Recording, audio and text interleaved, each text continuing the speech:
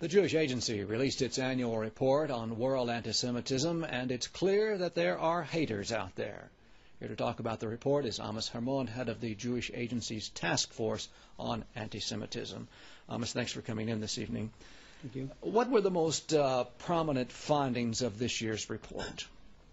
We have to say that after the cast-lead operation in Gaza, the year of 2009 was a record year as far as anti-Semitism events, as far as from the quality and from the quantity point of view, since we used to record after those incidents since the Second World War. Hundreds of incidents, demonstrations of millions that we all were witnesses to in Istanbul, London, Berlin, Paris. And we are very, very concerned from this kind of events. And as far as we understand, for years there is a direct connection between the level of the conflict here in the Middle East to the flames of anti-Semitism all over the world. Is there anything in the report that jumped out at you in particular? Yes. First of all, after years of calm, mainly in France, Great Britain and United States, the combination between the Islamic community and the left radical parties and leaders have become the main issue of anti-Semitism. For France, for example, after a lot of talks with French Parliament, we are realized that more and more influence. We assume that there are between 7 to 9 million Muslims, and they become a factor in the electoral campaign of those parliaments members. And we understand them from political point of view, but we will not be able to accomplish and to understand such of anti-Semitism from this side toward the Jewish communities.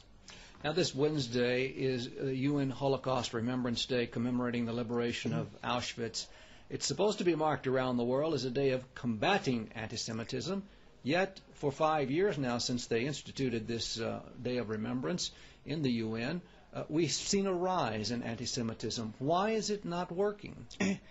I don't know to tell you exactly why it's not working, but I have to tell you that on the same coin, many countries, more than 10 countries, has got a setup of laws and enforcement of fighting anti-Semitism. And till the cast-lead operation in Gaza, we have seen since 2006, in 2007 and 2008, some kind of slow in the anti-Semitism events. But let's take, for example, South America.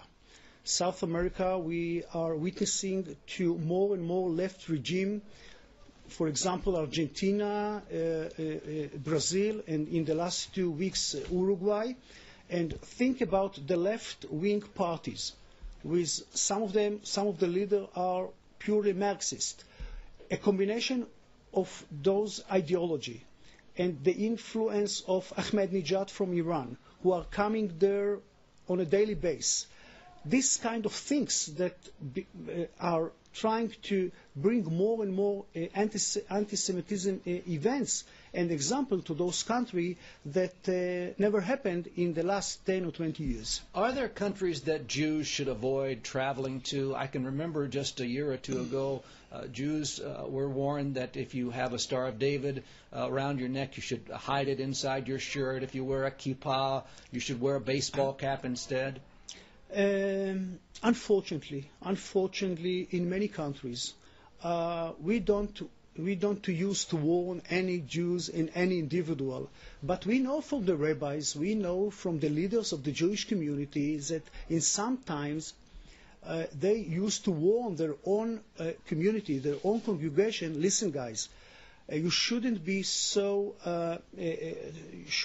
aware, Magen David, or wear a beard or a kippah and stuff like that.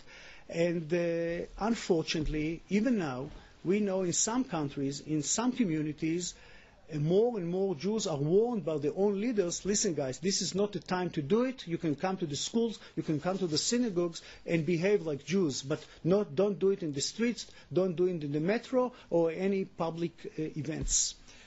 At today's cabinet meeting, it was decided that they would establish an interministerial task force to fight anti-Semitism in other countries. How successful are they going to be? How are they going to do that? First of all, let me tell you that the most important thing is the coordination between hundreds of Jewish and non-Jewish organizations which dealing with fighting anti-Semitism.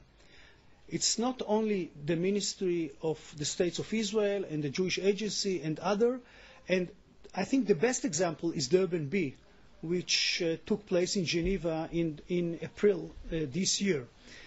After learning the lessons of Durban 1, which took place in Durban, South Africa in 2001, I think that our response was a fantastic one. We have made, on the same time, a parallel Congress, an alternative Congress to the UN official one. And I have to tell you that the vast majority of the Western European media came and listened to our own people, to the refugees which we brought from Rwanda, Sudan, the Baha'i minority, etc., etc. The coordination between all those organizations, all those communities, all those NGOs will be the best answers to the common efforts which we are doing in order to fight anti-Semitism. Mr. Harmon, head of the Jewish Agency Task Force on Anti-Semitism. Sounds like we still have a long way to go. Thanks, Amos. Thank you. That's all for today. Be sure and join me tomorrow for more news and current events from Israel. Until then, thanks for watching, and shalom from Jerusalem.